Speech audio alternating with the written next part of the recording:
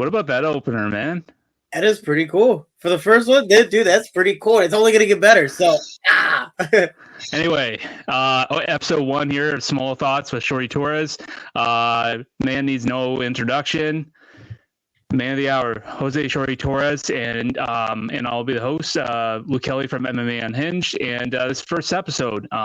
So on here, we're just going to be basically talking about a lot of fuckery, but I think Shorty can talk a little bit about his experiences and his experience, and also we will be talking about with some fighters in the future, maybe the next couple weeks, and maybe share a little bit my martial arts background and some of the things I've done and what we can kind of relate to, and so obviously, Shorty, we were talking yesterday. I know it's been like a crazy month, maybe even a few months. So can you kind of talk about like everything? You just been go, go, go. dude, I am everywhere. Oh my gosh. Even now, I still haven't taken a break since after the fight. Where was I? See, I'm kind of a jackass where I don't know what I'm doing, and my schedule flips very, very fast. So I can't promise anything to anyone. That's hardest thing about friendships, relationships, all that stuff. Because I'm like, oh, dude, let's do this in a month, and I'm like, I'd love to, but I really don't know until maybe the week of or a few days before, because things just change so randomly for me. So I know I get punched in the head for a living, so I forget a lot. But I live in, and I'm based in Chicago, but I'm home maybe for the whole year. If you see the background, this is like my childhood bedroom since I lived here since I was 10 years old. So for almost 22 years now, because I'll be 32 in August. And but the fact is, man, I'm everywhere. So I was in Chicago, then I went to Vegas. I was in Vegas a little bit, and I hired a coach from Mexico to come on in. This is his first time to be there with me. And we're staying at a friend's house named Taino. He doesn't know Taino. And I'm like, oh, yeah, you're going to stay at Taino's house with us. All right, Mike, this is your room. Hey, I got to go. I'm going to Guyana. He's like, what? I was like, yeah, I'm going to Guyana. He's like, well, how long are you going to be gone for? I was like, I think like 4 days. And I just left. I was like, all right, cool. Welcome. You left your family to come hang out with me, but I'm going to go. Bye. And I left for 4 days, did an event out in Guyana to help a promotion come on up. Then after Guyana, went to Vegas, finished my camp there. We went to Arizona because Taino had a fight. Then we ended up going to Mauritius a week before the fight, which was a 32-hour flight, which is not fun at all. Did that. Then after the fight, I came back to Vegas, celebrated with friends. I'm alive. I get to fight another day. Was in Chicago for 4 days. Just came back from Houston. I went to Misfits Boxing to try to get a fight, which is also hilarious that I almost fought last minute. I went there because I just fought, so I have all my medicals. And I was like, man, I really hope a fight backs out. I don't care. I'll fight. I weigh at the time like 160. So I'm like, dude, I'll fight 160, 170, 180. It's influencers. I don't care. Like, being touch me hard. Like, that's all I do is take shots for a living. I'm fine, And out of nowhere, I think a 168-pounder fight backed out. And I was like, oh my gosh, this is the perfect opportunity. Here's all my medicals. But Texas is very stingy, and you need Texas paperwork. So even though you have all the medicals that they're asking, it has to be on Texas papers. So it has to be on like the Texas Commission papers. And I'm like, and it needs to be like a 3-day process to process them. So I wasn't able to get the fight, but I was like, oh, I'm ready. No, come on. I would love to put your influencer and the Paige Van Zandt, Killer B, all fought later on that night. Yeah. But it was cool, man. I got to catch up, got to network, and I just got back yesterday. Been sleeping all day because again, it's been everywhere. And next week I'll leave to Mexico to go hang out with Mike and train down there for 3 weeks, get used to Mexico City's altitude. Yeah, so I'm still blown away how much you fly, because like ever since every time I'm talking with you or we're like discussing, oh yeah, so when you want to do the show, and like you're flying somewhere, and then like just last week you're flying again to Houston there. I'm still blown away how much you fly. So it doesn't bother you flying? It doesn't bother me. It's well, as in what? Like, am I scared to fly, or am I like? Yes. Are you scared to fly, or like, are you like one of those nervous flyers that you get in there and you like every single ounce of turbulence, you're like, shit? No, so my childhood, I grew up in the South Side of Chicago. For anybody knows, like, man, I've had a rough childhood to where I'm surprised that I'm still here today or not in jail for multiple reasons. So yeah. I'm just happy to be around. So when turbulence happens, I'm just kind of like, oh well. There it goes. You ever seen Emperor's New Groove, where the prince, the llama, and the big dude are gonna go off the waterfall, and he's like, oh my gosh. He's like, what? He's like, waterfall. He's like, bring it on. Like, you already been through so much in life. You're like, I don't care. I'm already here. So when it comes to turbulence, there was one flight. I was flying over to the UK, and we're right above the ocean. So no matter where you fall for the next 5 hours, it's gonna be ocean. It's gonna be water. And the pilot goes, hey man, I just want to let you guys know that there's gonna be turbulence for about 20 to 30 minutes. So do not be afraid. But it is going to be a while, and it might be a rough one. And dude, it reminded me of that Bill Burr joke where they're talking about turbulence, and everyone's kind of like, you feel the first bump, and somebody's like, yeah.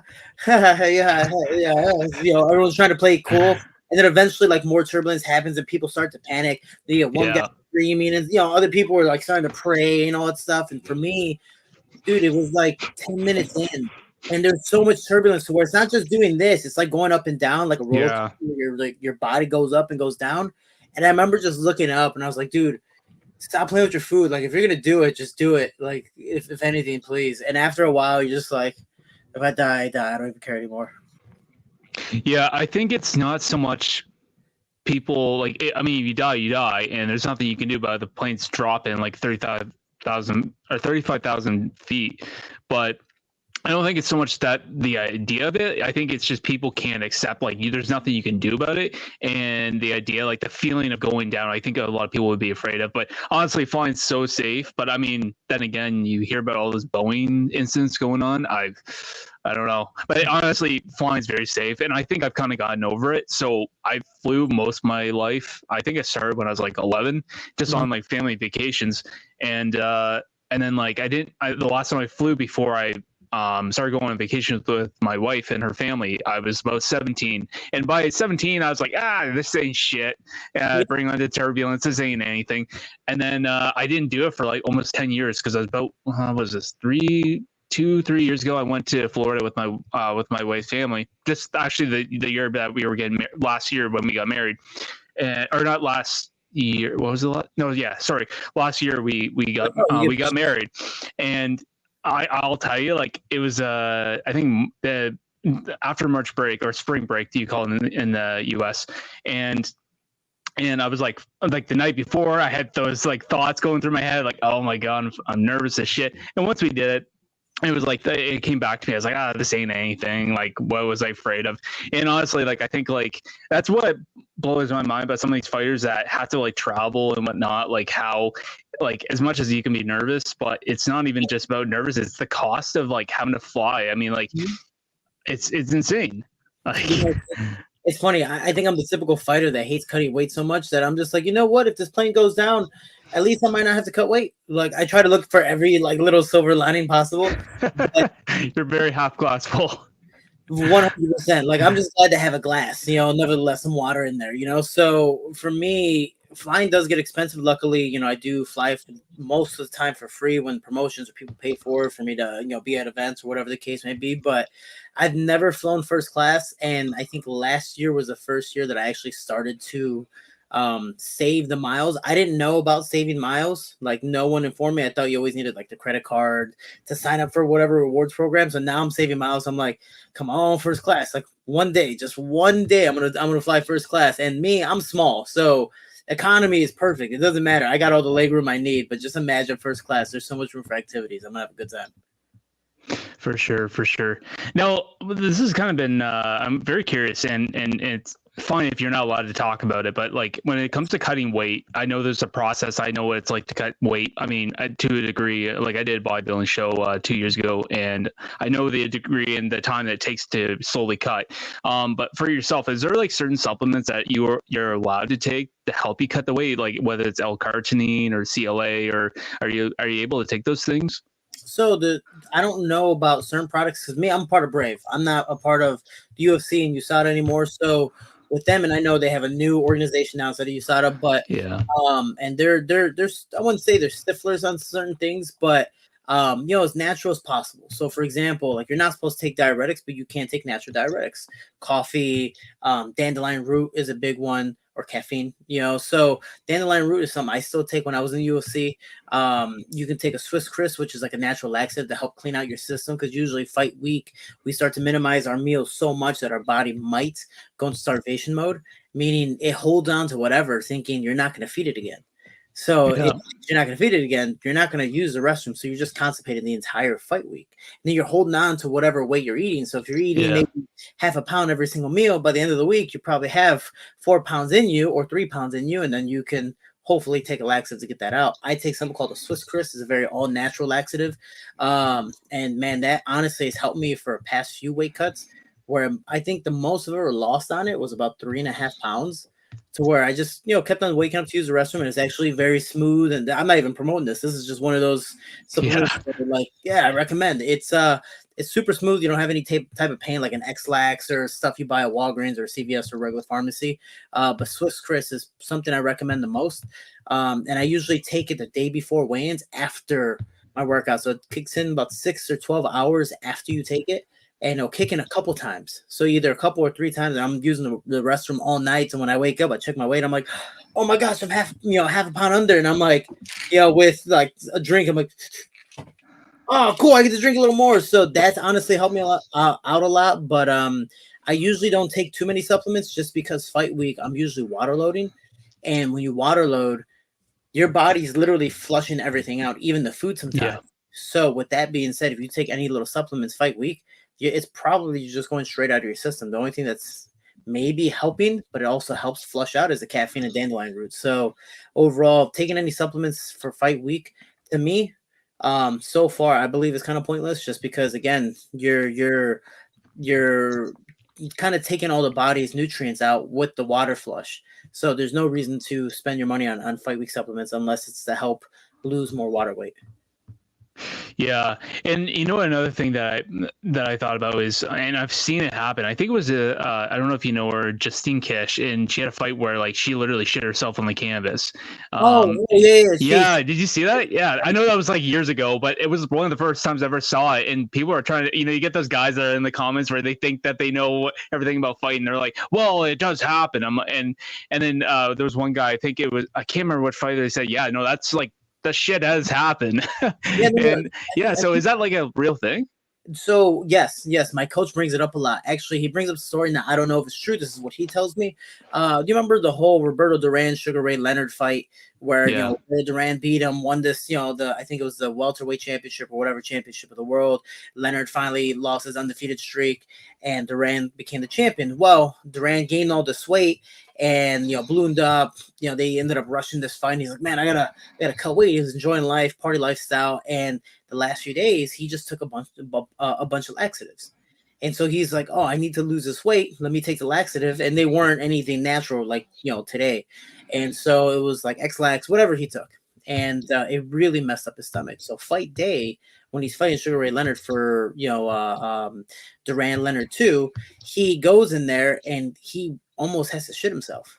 And the rumor is that he didn't quit because Duran was beating him up. And given Duran was touching him up, and for sure, Leonard was touching up Duran, and Duran was for sure getting frustrated, but he just wasn't himself, and that he quit. And that right after he quit, he even did the post-fight interview. He just ran to the bathroom to take a shit.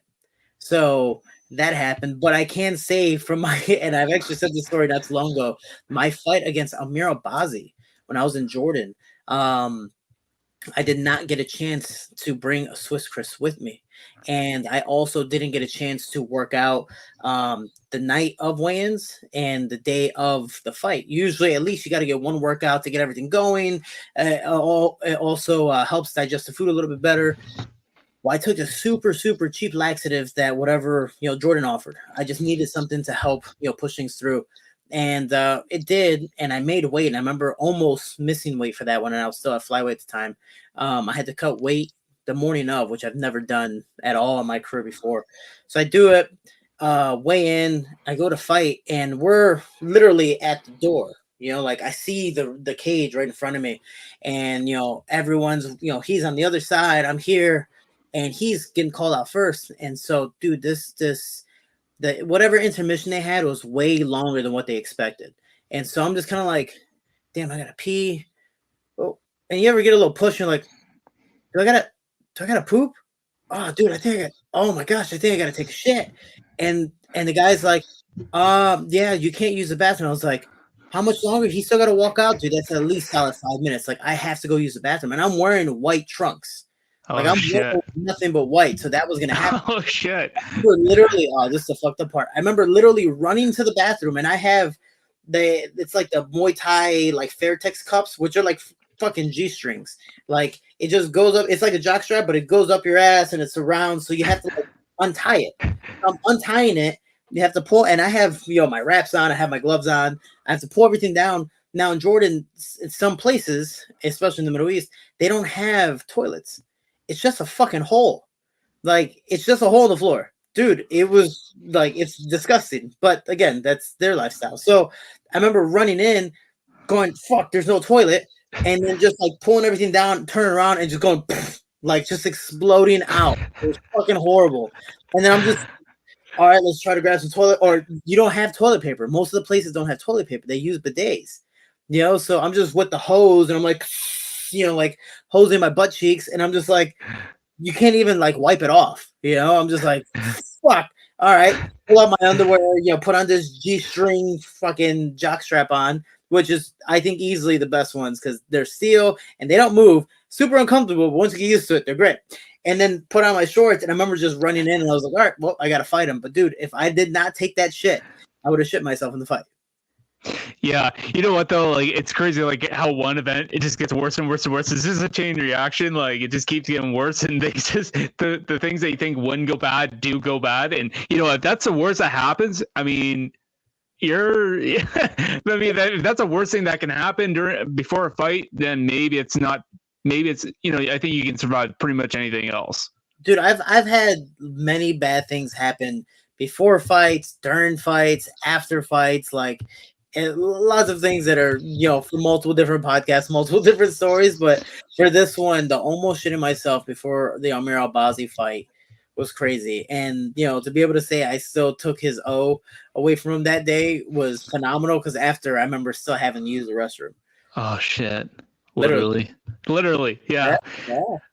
And it's kind of crazy, like when you travel to different places, like the level of what's accepted as, or just in terms of culture. Like, if you're literally shitting in a hole in Jordan, like I don't think I've been to too many places that have been as unsanitary or just different. If we want to consider it different, I think the worst I've probably seen, and maybe not personally, but my father did. He traveled somewhere. He was on vacation somewhere. My parents, they travel everywhere, and I want to say he was somewhere in the Caribbean, and he was in some bathroom. There's no door. There's nothing, and so he walks in. He's got to take a shit, and he sits in, and he's like, where the fuck is the door? And so the guy that is outside, he says, yeah, no, man, there's no doors here. He's like, what are you talking about? He's like, no, there's no doors here. You just go ahead. You sit down, no problem. And he's like, oh, okay. And there's a guy that's walking by. There's like a little trolley or a little, like there's a urinals right beside it. The guys are just taking piss, and the one guy's like, well, hey, neighbor. Like, it's crazy. It's crazy how certain things, how different people live. Like, I mean, you've like, at least for Brave, you've been fighting more on the other side of the world. So besides that, like, have you seen anything else that's been totally different? I think I saw some of your videos from your last fight with Nkose. I think he was like cutting weight outside and you're outside. Like, is that what's the most different thing? The most different atmosphere you've been in? Well, I do want to say I was cutting weight. Remember, I don't know how much weight he lost that day, but I ended up losing 8 pounds in my 3-hour workout. And right before I went to go do the sauna, he just finished the sauna session, just coincidentally. And our second fight together, we ended up doing the sauna sessions together. It just so happened that we were together majority of the time, and we always, again, peaceful, always have regular conversations. Again, it's a business, it's nothing personal. But It was funny because he's in a town. They're putting him in the little mummy, and I would tell him stories of in the States when we wrestle, because we don't know anything about sauna suits and sauna tops and bottoms, or the sauna in general. We use garbage bags, and we're poor kids, and I was like, dude, in college, people would, bundle up with whatever sweats we had, have a garbage bag on under, whatever sweats over, and they would curl up into a little ball when they were done, like working out to stay warm, to maybe keep sweating. And guys would literally get around them and just lay on them to keep like more heat on there. So hopefully you can sweat. So it was like a mummy, but of people. I was like, hey man, if you want, I could just lay on you and help you cut weight faster. And he did the whole African, like, brother, why are you gay? I was like, this is fucking hilarious because you have the and all of them, literally all the Africans were like, why are you gay?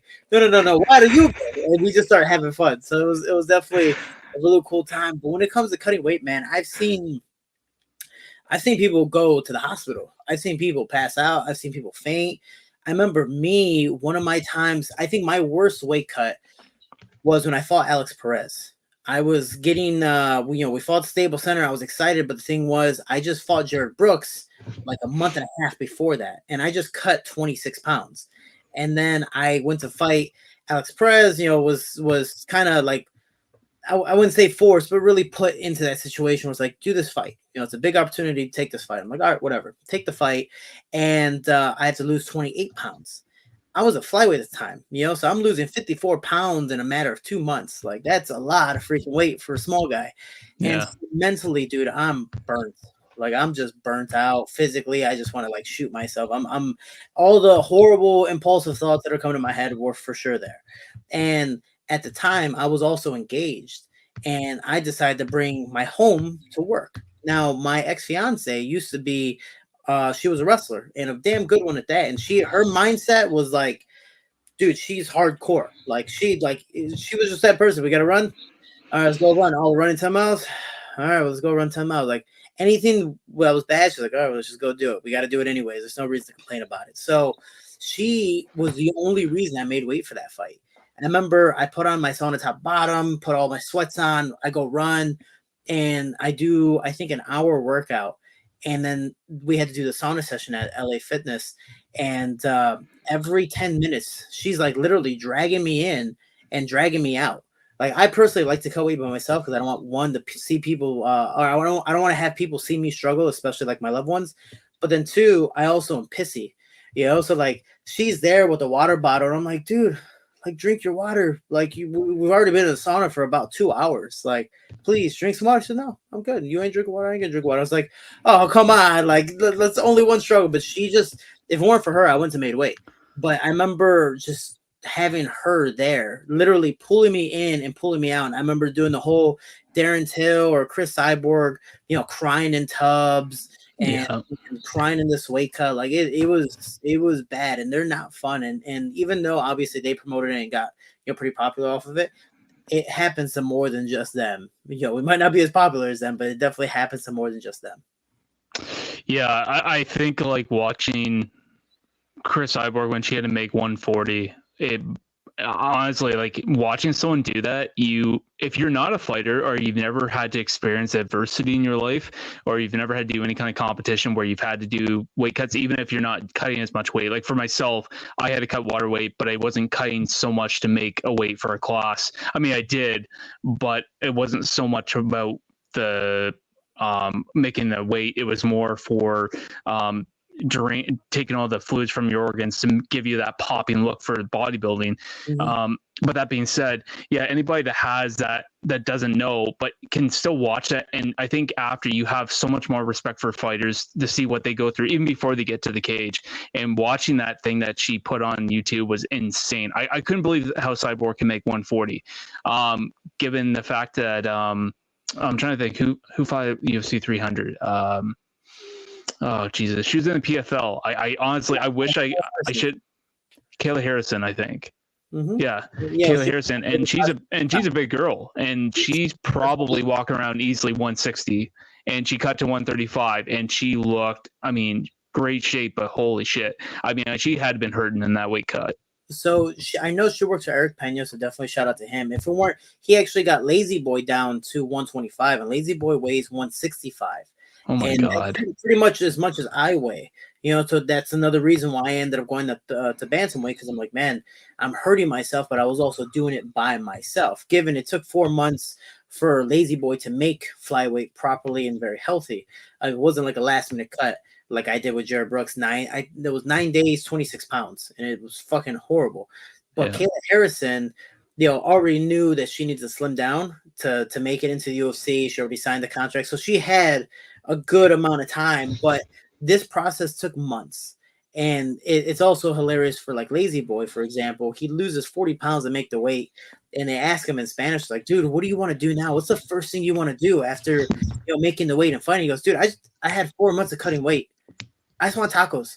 That's all I want is just fucking tacos. Like, I just want to do this and go home and have some tacos. That's immediately what we did. So it's for Kayla Harrison too, because she's so muscular. And especially for women, it's much harder to lose weight. I know many women in their period, which hold on to weight during fight week. Oh my gosh, it makes it even worse for the nutritionists or dietitians that help them in that process. So for Kayla Harrison to go down, it just shows how motivated she is to not just make the weight, but also be successful at the weight. Because you look at Cody Garbrandt, you look at TJ Dillashaw, you look at some of the guys who try to drop to a lower weight class and not be successful or get knocked out very quickly, like those last two I mentioned. Again, both phenomenal fighters, and even still today, phenomenal fighters. But when you cut the weight and you do it, I wouldn't say improperly, because you can doesn't mean you should. And sometimes you cut the weight, you're actually hurting yourself more than what you are winning at the end of the day. And a thing that I heard a lot of fighters talk about is they cut down to a certain weight for so long, or even just a few fights, and then they try to go back up to the normal weight, or they try to go up weight and go up a weight class, and they actually have a hard time gaining the weight and keeping it. Have you ever experienced anything like that? I personally haven't. I think it's because I'm Mexican or Latino, because anytime I eat any type of carb, I just blow up. Right now, I feel that like I hit puberty super late, so my body was at this weird age and phase in its mid-20s, especially when I was in the UFC, to where now I wouldn't say eating like shit, but I definitely, every once in a while, I'm like, I'm gonna have this, I'm gonna have that. I don't have the eating disorders that I usually have had back in the day. I used to binge eat so much. Like, I just didn't care. Like, it was almost like a suicidal thing where I'm just like, I don't care what happens to me. I'm just going to eat. If I get sick, if I get diabetic, if I get whatever, I'll do it. Yeah. And every fighter has their own little eating disorder. And that's if you cut weight, you have some type of eating disorder. But dude, now I'm still like healthy and fit and lean. But when I was in my mid-20s, I know right after fights, I do maybe 1 week of just like, I'm going to eat and then try to get back in weight. And I would just hold on to weight. I don't know where I'm weighing 160, the heaviest I've ever gotten. And I was still a flyweight, so just think about this. I was still a flyweight. The heaviest ever was 181. And that was after a workout. We went to Saudi Arabia, and I went to Corner Fighter during Christmas. And this was one of like Brave's events. It was like Brave 14 or something like that. And we went to Saudi, and it was a all-inclusive, resort, and breakfast, lunch, and dinner are free, so you just go down there. It's a buffet, and you just have whatever you want. Dude, they had every single dish was new, every single meal, every single day. And me being a foodie, I was like, ooh, what's that? So I literally tried everything every single day, and sometimes obviously more than once. So where my friend who was fighting Rami Ahmed, his other corner was Muhammad Fakhruddin. For people who don't know, he's a double weight class champ for Brave. I believe his last weight class was light heavyweight. He fought in the PFL as well. So he's a big guy, light heavyweight, so he's in the I semi look like him, complexion wise, and out of nowhere, Rami's like, brother, I went to look back to see who was talking to me in the corner, and I didn't know which one was you and which one was Fakhruddin. I was like, oh man, I'm fucking up, So when it comes to cutting weight, and this is something that I had to learn the hard way, especially now bumping up 35 and struggling at 35, not with weight, but just the opponents that have to fight because they're so much bigger than me, is it's not a diet, man. It's 100% a lifestyle. 100%. If you're gonna do the sport and you understand when it comes to lifting or all the competitions you have to do to cut weight, a diet is great, but after 30 days, whenever your diet's over, you're going to binge eat, be a jackass, and you're going to gain all that weight back, if not most of the time, even more. So it has to be a lifestyle change to where, you see tacos, you see a burger, okay, I can have one, or you know what, I'm good. I don't have that big of a craving as I usually would have had if I was doing this crazy diet. So it's definitely a process, and it's something I'm still learning today, but I can tell you my body is a lot more healthy than when it was in my mid-20s. So now when I pack on weight, it's like, oh, hey, okay, we don't look that bad compared to back in the day. I looked squishy. Like I looked like the Pillsbury Doughboy. Like you can just poke me and it was just great. Have you ever like I haven't heard too many of these stories, but have you ever like gotten sick? Like, okay, so you cut your weight, you get your fight, and after obviously you want to go and have some good food. I know, like I think after the last fight you went and you had some Taco Bell. Have you ever gotten sick after a fight? I personally haven't. So I remember being down in the Dominican Republic and they had something called a like chuleton, which is it's a big pork chop, but it's like a T-bone sized pork chop. And I didn't know when you eat pork, it's supposed to be well done, because pigs and that. So I didn't know that. I was like, medium, like, and if when you get closer to the bone, it's more and more raw, So, dude, I was just pretty much eating raw pork the entire time. Oh, and, fuck. And my chef, who's next to me, that we call him Chef, he's literally staring at me this whole time. It took me like 30 minutes to eat this gigantic like T-bone of a pork chop, and I'm eating this raw meat. I'm just like, oh, whatever, it's chewy. I'm eating it, and I just finished it. And he looks at me, he goes, you're not supposed to eat it like that. You're supposed to have it well done. If not, dude, there's so many parasites, you can get really sick. And we're in the DR, like a third world part of the Dominican Republic. I'm just like, yeah. Well, now you fucking tell me? Like, you could have told me at least 25 minutes ago, something, like you've been staring at me this whole time. I thought you were jealous. Yeah. I didn't share any of it. And little I know, my manager got sick out of a regular steak, that was well done. So for me, luckily, I grew up eating really bad food and drinking, water out the hose and mess up stuff. So luckily, I've been very, very tough. But when it comes to post fights or stuff like that, there's things I naturally stay away from, and it's usually fish, just in case. Fish and pork are usually the two things I really try to stay away from, just because you never know, man. Sometimes they don't cook the fish properly, and then pork, when it comes to fight week, it's not a smart thing at all to have, because that can easily get you sick for sure. Oh yeah, definitely. And I think I've had my fair share of getting sick from. I think I did. So after my show, it was like a long ass day. Actually, they fucked us. So there was like different classes. I don't know how much you know about bodybuilding and classes, and so they had a bunch of they had probably, this show was probably 60% women and 40% men. And all the women are going up first, and they're having a great time in the afternoon. And us bodybuilder guys, there was 3 of us, and we were all competing against each other, and we all had the same coach. So that's pretty freaking weird.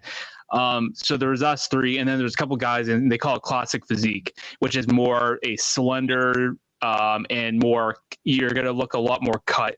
And that's how those guys are. So those guys go up, and we finally go up, and we haven't drank water all fucking day, and we're tired, and we get our feet up, we're just looking back, we're like, can we get on stage? So we finally do our thing. And then finally they did the night show, which is kind of where it really matters. They pretty much already kind of judged you, but that's where, this is the part where it really matters. Get through all that. And then finally I said to my coach, I'm like, dude, can I get a sip of water? He's like, just a sip. I'm like, can I at least drink something? He's like, no, I don't want you drinking too much, because you haven't had anything in your stomach for like over 24 hours. So anyway, so I'm like waiting. We get on stage, and then they put up the medals, and everyone gets placed. Finally, I get my medals. I'm off stage. I get my picture with the coach. I was like, Coach, man, I need a drink. He's like, okay, drink slow. And I took that like, yeah, okay. And this is obviously my first time, so I didn't really listen. Shot back all the water, obviously on empty stomach, everything. I said to my wife, I was like, okay, we're going to fucking Harvey's right now. She's like, you sure? I'm like, yep. So we go there, and sure enough, I get myself a shake, get burger, fries, and I was good for the rest of the night. Well, I couldn't get through. I think I got through like a burger and maybe not even all the fries. And I just was so full because my stomach was so small. And sure enough, that night I had the worst heartburn. I got up, I was throwing up, and wife wakes up and she's like, are you good? I'm like, no, I'm not fucking good. And like, bad enough that I felt like shit. I'm throwing up, and I go and drink water. And then I was like, man, maybe I need to go work out. And it was just a mess. But I think like after that, I think I felt better like the next day. But even after time, I try to introduce things back in my body, because I ate nothing but like chicken, rice, peas for I think like 11 weeks, and didn't eat anything else. Yeah, I didn't know, my body didn't know how to deal with all that, and I probably got sick 3 or 4 times. I wouldn't normally get sick, and just like the most random shit. And I would just get violently sick for like a day and a half. and that's not like me. So I finally told the coach, I was like, dude, this is what's going on. He's like, well, what have you been eating? And I said, well, I've been eating this chip dips. And he's all like, well, see, that's what I'm telling you. That's poison going in your body. And so sure enough, he was putting me on like liver detox and all that stuff in the kidney stuff because, yeah, man, obviously you know that. And and it just, man, and I didn't think I was gonna get that sick. He's like, yeah, well, you're doing a natural show, man. You're not taking any gear, so you should be fine. You're not gonna get sick. Well, I sure got sick, but I also didn't listen to him. So I think that's a lesson learned. It's definitely a process. The only for fighting, at least my experience, or at least is we remember the pain until it's so long after that we were like, we'll be fine, and we in a sense kind of like let go of that pain and forget about it until we're back in that pain. We're like, oh my gosh, why did I do a weight cut earlier? Why did I diet, or why did I make it a lifestyle change? And we always find a way to nag. And I can tell you personal experience with multiple different weight cuts from wrestling and different combatives, but 42 MMA fights, every single weight cut has been different. So I've had weight cuts where I've made weight and they're like, oh, you're actually fighting at 155. And I'm like, what?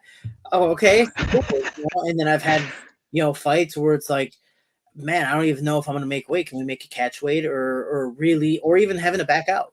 I remember I had one fight. I was going to fight Ali Babutinov for Brave, and I got injured 3 weeks before I tore my LCL, but I was like, I don't care. I'm still going to fight. I'm in Dagestan. I'm training hard.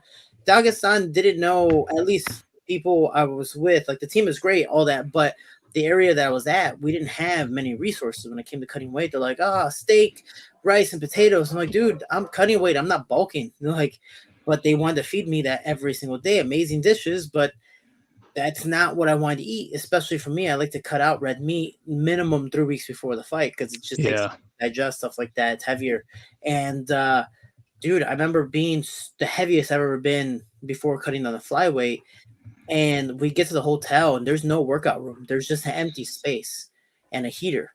So it's like, I go to camps by myself. So I don't have a coach there to do pads with or this or that. So I'm doing everything by myself. And I was like, there's no treadmill, there's no elliptical, there's no anything. So I was like, let me just jump rope, shadow box, keep on going. There's no tub.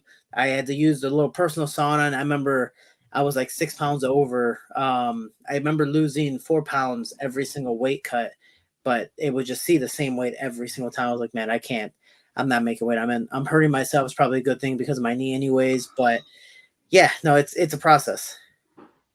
Yeah, and I don't know, man. Like for myself, it doesn't surprise me that you said you would cut out the red meat like 3 weeks out, just because it's so hard. Like it's hard, it's just slower to digest, and I find it interesting how you see some guys that jump up to weight and they're I don't know. I think it was another UFC guy. I'm honestly terrible for names tonight. I think I need some of that alpha brain that Joe Rogan's taken, but Poton, like I know when he was fighting at middleweight and they went to light heavyweight, he was still snacking away on chicken and guys are getting their photo shoots. I don't know who it was. It might have been Justin Gaethje, but he's watched him. He's like, hey, that looks pretty good, man. You want to like pass me something? He's just looking over and he's sitting there enjoying his chicken while they're doing the photo shoots. And yeah, it's crazy. Crazy, like everybody having certain weight cuts and how you see a lot of guys that can make weight, they look great, and then they have one bad weight cut.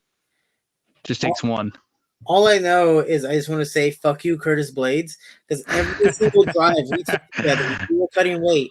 This man would stop off at a gas station, be like, you guys want any snacks? Oh, you're cutting weight? Oh, I'm sorry, that's the benefit about being a heavyweight. Bye. And he would go inside and grab snacks. And it'd be like the worst snacks too, chips, gummies, all these different things. And he'd be eating the whole ride. I'm like, dude, I fucking hate you. Please save me for after. You know, Curtis Blades, man, like he's one of those guys that I've been following for a long time, even before he became a contender, and he's quite the character. I really like what he brings. I know that maybe some people don't like his fighting style, and that's fine. If those people are just fucking casuals, and that's fine. But yeah, I think he's actually fighting for that interim heavyweight title. He's fighting for the heavyweight title. Yeah, that's kind of. I have not seen that since I think like 2013 or something like that.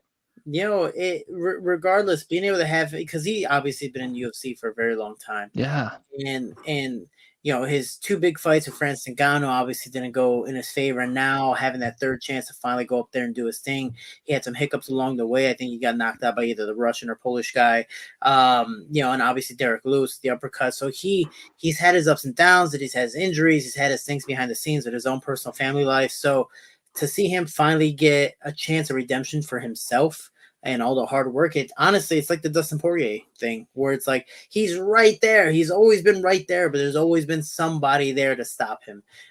This might be his final chance, and same thing with Dustin Poirier. This might be his final chance. For Dustin, he says this is his last fight too, but for Curtis, I grew up with Curtis. Like, he's literally slept in this bed multiple times, which is also hilarious because, he doesn't fit.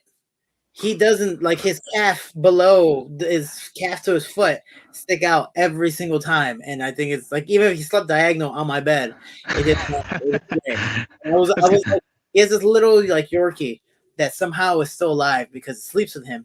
But Curtis is a mover. And I know that because Curtis slept in my bed and he's a mover. I thought many times that I was going to die and not wake up in my sleep because I thought I was going to wake up and he's like on top of me, suffocating me, and I can't get up.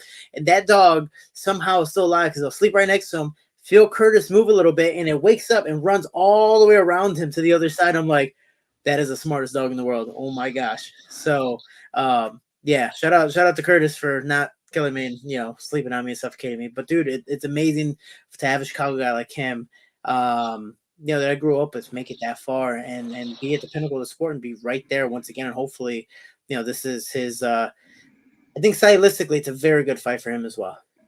Yeah, and I think it's really cool. Like, I mean, he's training over in Colorado there as well, and I think that's going to be great for his cardio. I think, I know heavyweight guys I don't know too many heavyweight guys that can go 5 rounds and keep the same pace, but a guy like him, that's got to do wonders for his cardio for sure, to train at that kind of altitude.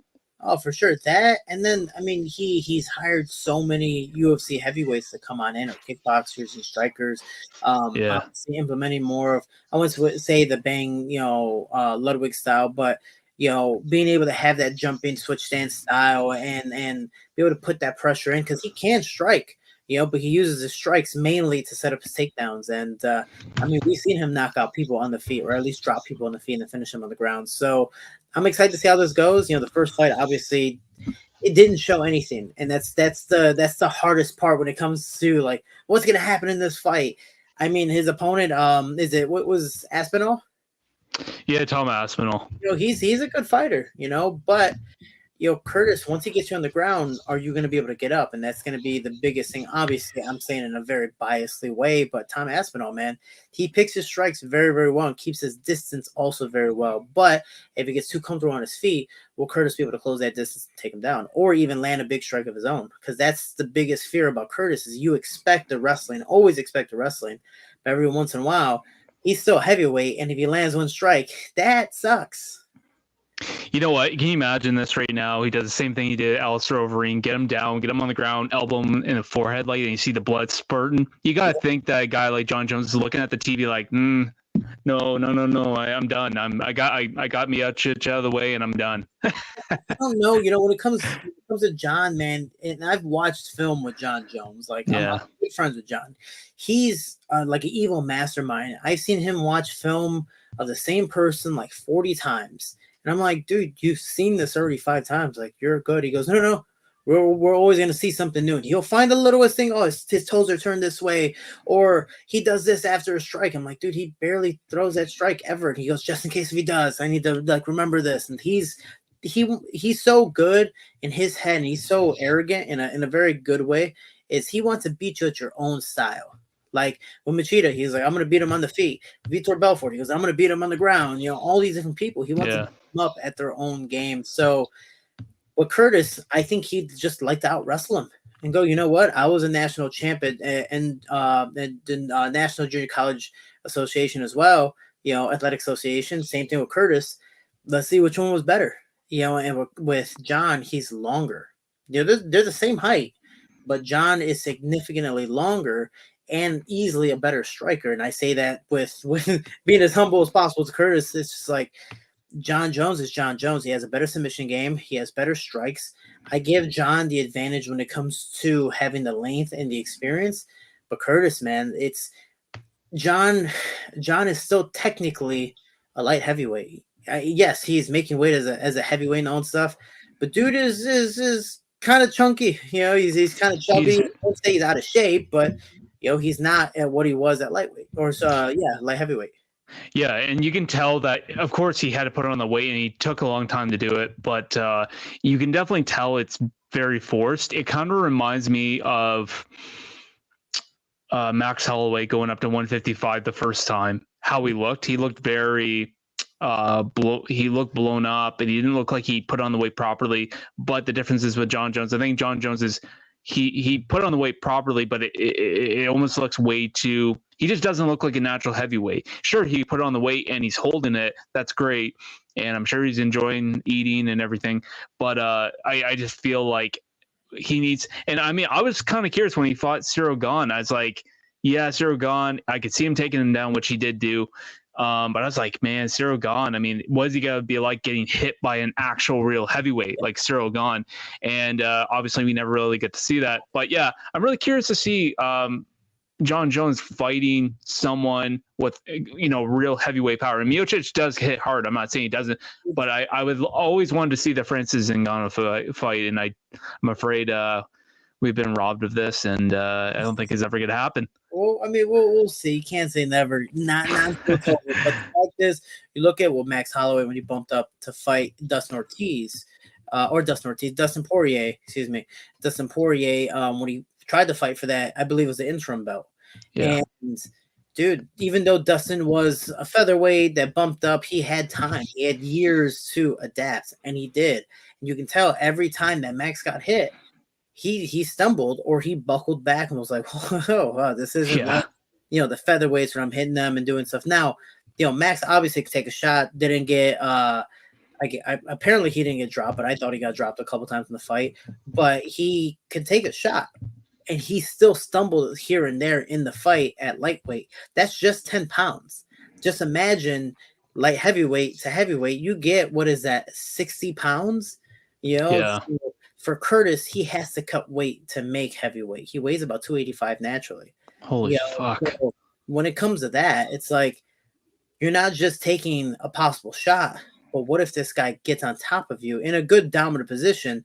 How long is it going to take you to get up? How much energy you're going to use to get out of there? And when you do get out of there, how is your body going to feel to keep on trying to push on through? And that's the hard part with Curtis. And I mean, any heavyweight and any fighter is if they put the pressure on you after a different style that you're not used to having, especially when they're heavier, it does take a huge impact. Again, I wanted to fight featherweight when I was in Titan FC because the UFC wasn't calling me. I was like, dude, I'll take the third belt. I don't care, But you look at even my last fight against Nkosi Ndebele, it's my third time fighting him, but I never got used to that length. Even though we're at the same weight class at 135 and I feel great at it, he has such a huge, it's like Sean O'Malley. He has such a huge length and height advantage, and they know how to use it, where it's like, it almost feels like a cheat code.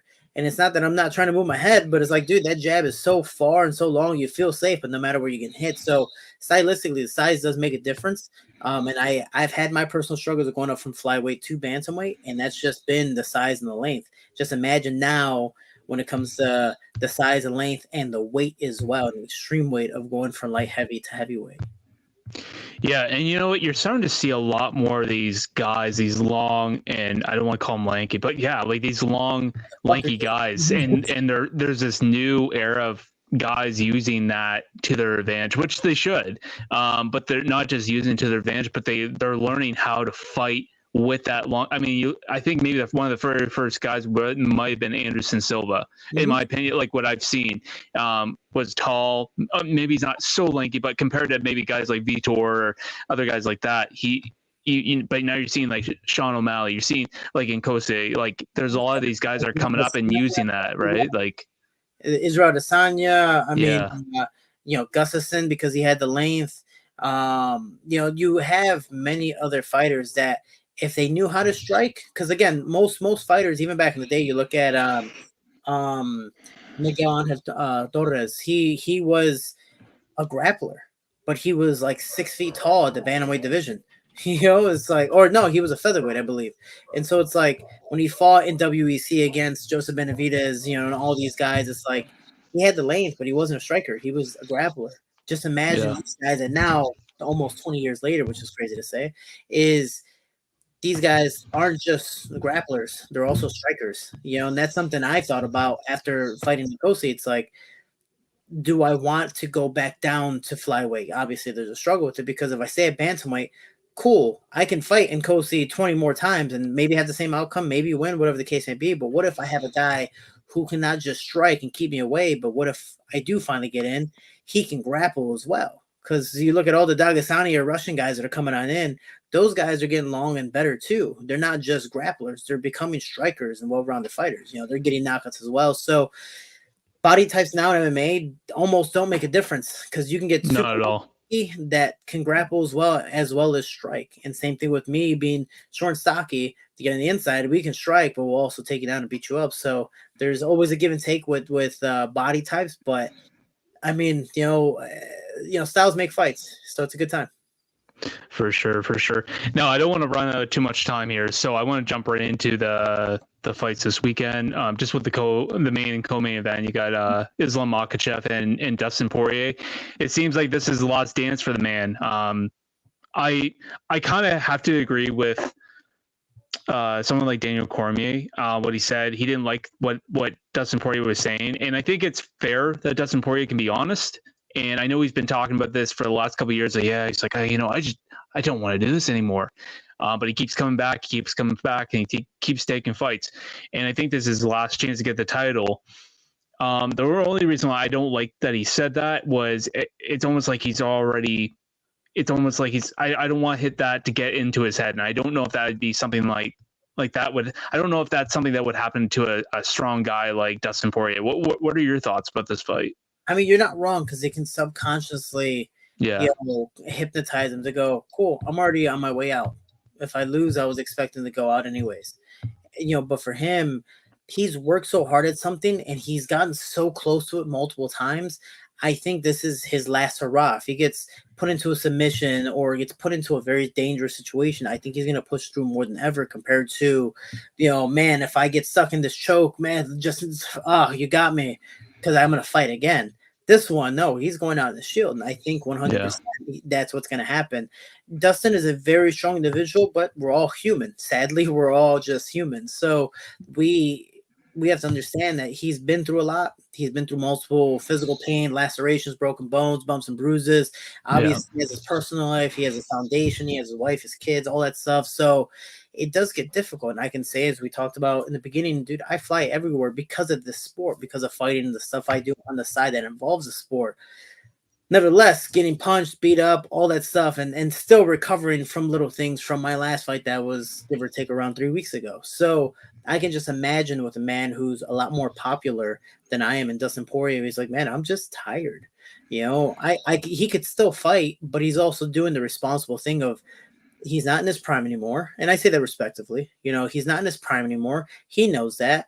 And he just wants to live a regular life for whatever time he still has left, or being able to. So he's like, man, let me put one more hurrah, because if he loses this and then goes to fight again, well, it's not going to be for the title. And even if he wins that, it's probably not going to be for the title again anyway. So what's the point? For a lot of us athletes that have been at the top of the game, some fighters literally just want to make it to UFC. Some fighters just want to make it to the top 15, to the top 10, top 5, and be some of the best in the world. But there are select individuals that want to be the best in the world. And if they don't have the chance to do that anymore, then what's the point? And with Dustin Poirier at his age, he's like, man, I'm tired. I fought literally the best of the best. And if I lose, I still have to fight the best of the best without this to gain. Then what's the point? So for him, it's the belt and nothing else. And I believe this is his last hurrah. I would love to see him go out on a loss, if that makes sense, of like, you know what? He won the belt. He maybe defends it once or twice. And you know what? You got me. All right, cool. My time is finally done, and I can respectfully leave, compared to, cool, Disney story. I don't know. I'm a sad ending type of guy of passing the torch, but I would like to see him win and defend it, and then possibly lose whatever matchup he fights in either the first side of the fence, second side, whatever the case may be, and go, you know what? I achieved my goal. I tried my best to go as long as I could after that.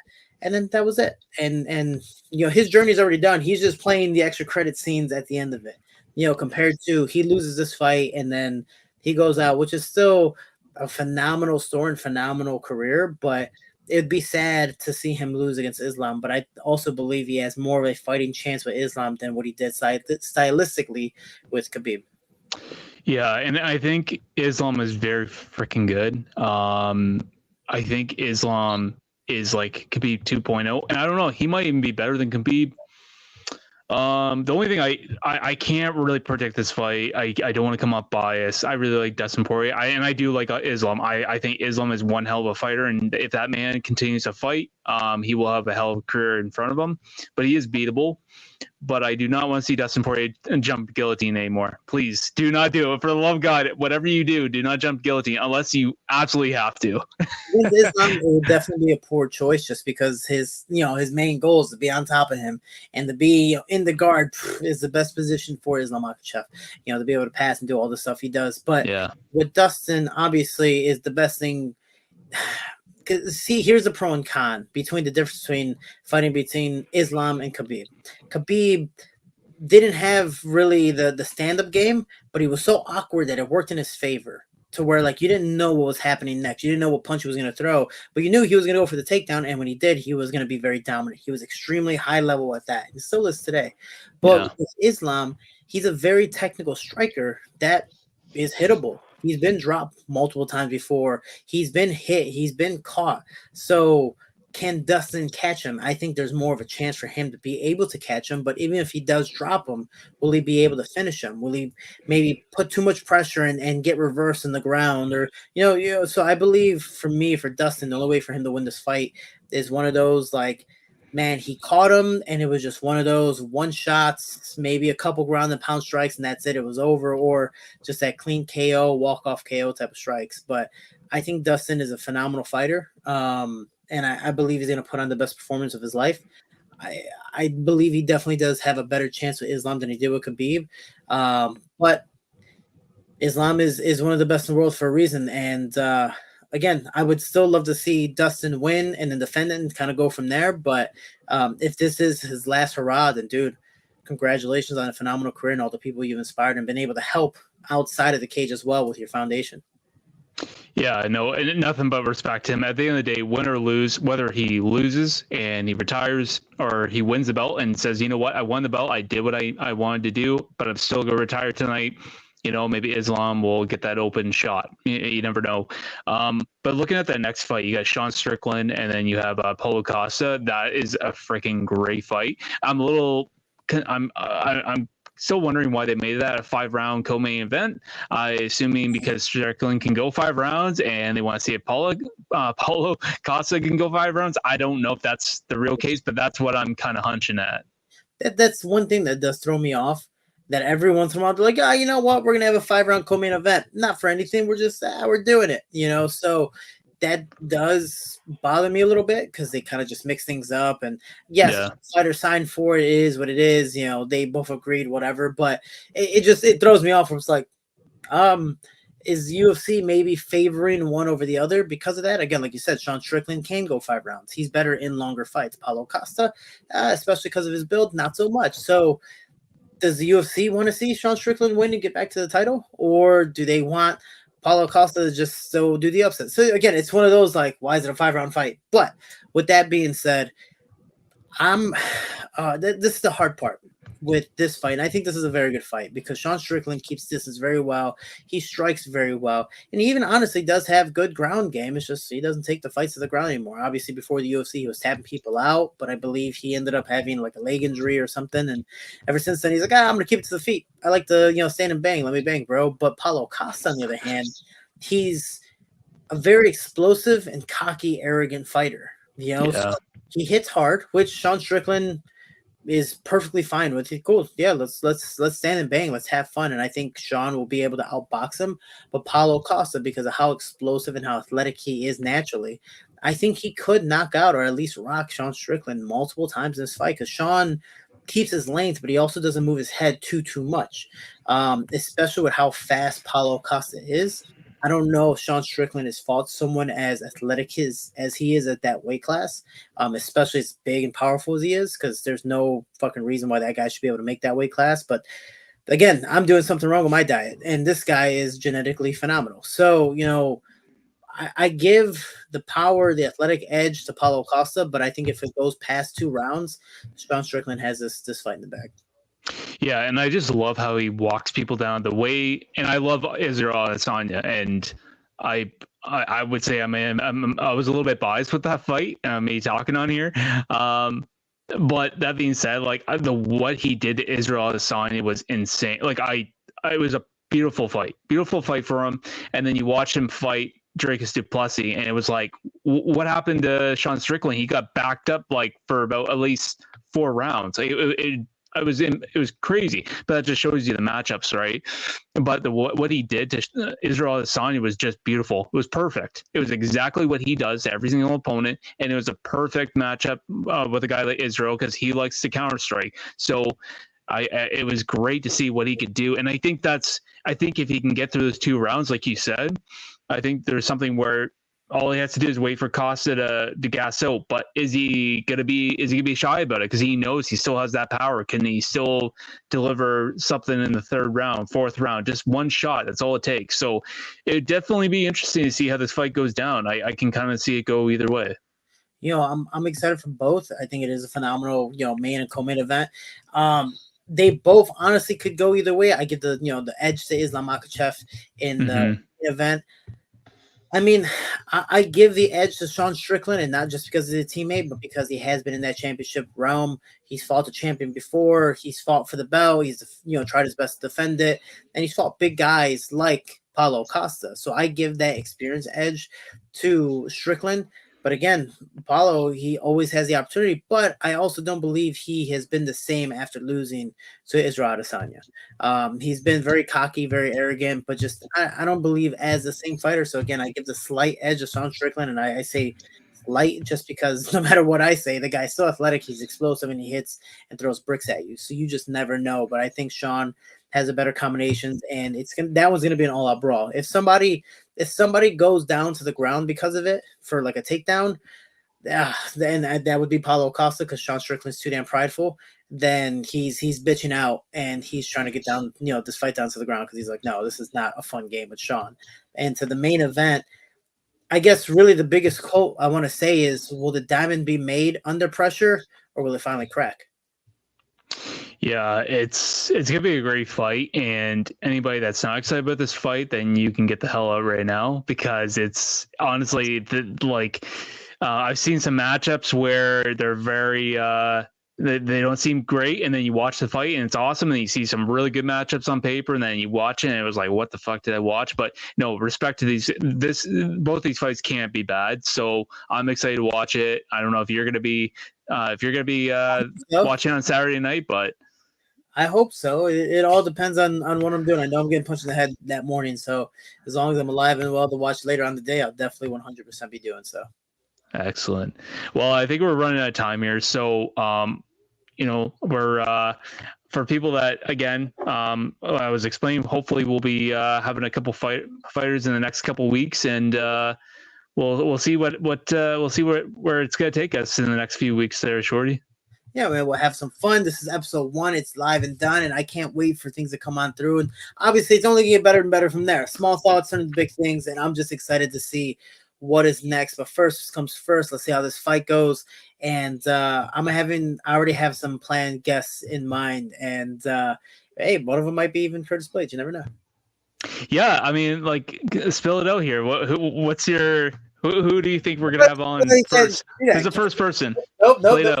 Nope. I was like, well, my mom wants to be on the show. My brother, no, man. I know obviously a lot of UFC fighters. I know MMA fighters. We got Patchy Mix. We got Curtis Blades. Hell, I can hit up Michelle Watterson. Hell, I can hit Mike Perry for the fun of it, just to talk smack, and we can get banned off our first or second episode. So I know a lot of good people, man, that would be willing to jump on this for me, and I'm excited, and we're going to have a lot of fun. Like you said, the fuckery is definitely always going to be there, but we're always going to hit the points here and there.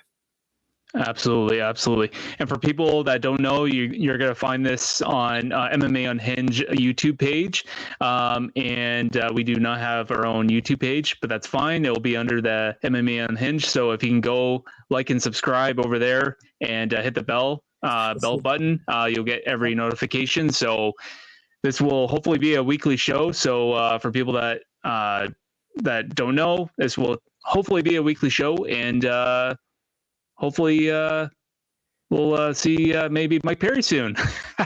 Yeah, I'm all trying to. Oh nope, I'm trying to get on the show now. I'm like, this is it, right? This is it. MMA Unhinged. That's it, man. That's it. Is it bad that I didn't subscribe before even making this video?